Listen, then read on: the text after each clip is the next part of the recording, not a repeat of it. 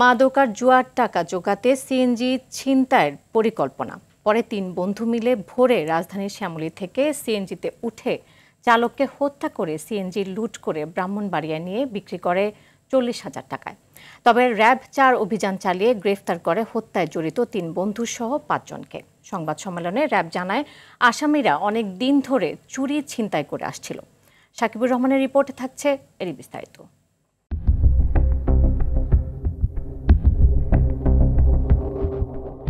১৬ মে ভোর রাজধানীর মিরপুর ডিওএইচএস এর ৪ নম্বর গেট সংলগ্ন এলাকায় একটি সিএনজি ঢুকতে দেখা যায়। কিছু সময় পর সিএনজিটি চলে যায়। পরদিন সেখান থেকে উদ্ধার করা হয় অজ্ঞাত একজনের মরদেহ। হত্যা রহস্যে তদন্তে নেমে র্যাব জানতে পারে সিএনজি চুরির উদ্দেশ্যে চালক বাচ্চুকে খুন করে ৫ জনের একটি দল। ভারী অথবা ভোঁতা কোনো বস্তু দিয়ে মাথার উপরে আঘাত করে তার মৃত্যু ঘটানো হয় এবং ঘটনাস্থল হতে তার মোবাইল এবং সিএনজি মিসিং ছিল।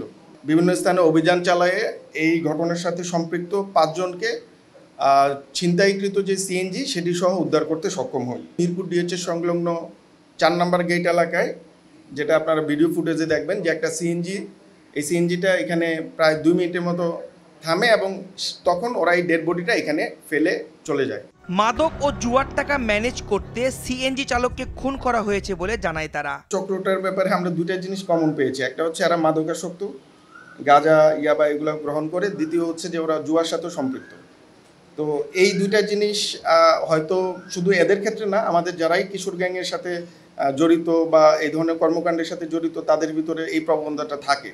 এদিকে সাভারের রং মিস্ত্রি শাহিন হত্যার ঘটনায় প্রধান আসামি মেহেদি হাসানকে বিদেশি রিভলভার সহ গ্রেফতার করা হয়েছে। পূর্ব শত্রুতার জের ধরে কথা কাটাকাটির এক পর্যায়ে শাহিনের মাথায় গুলি করে হত্যা করে মেহেদি। তার সাথে কোনো একটা জিনিস নিয়ে মনোমালিন্য ছিল এবং কথা কাটাকাটির এক পর্যায়ে মেহেদি তিনি রিভলভার দিয়ে ভিকটিমকে গুলি করেন।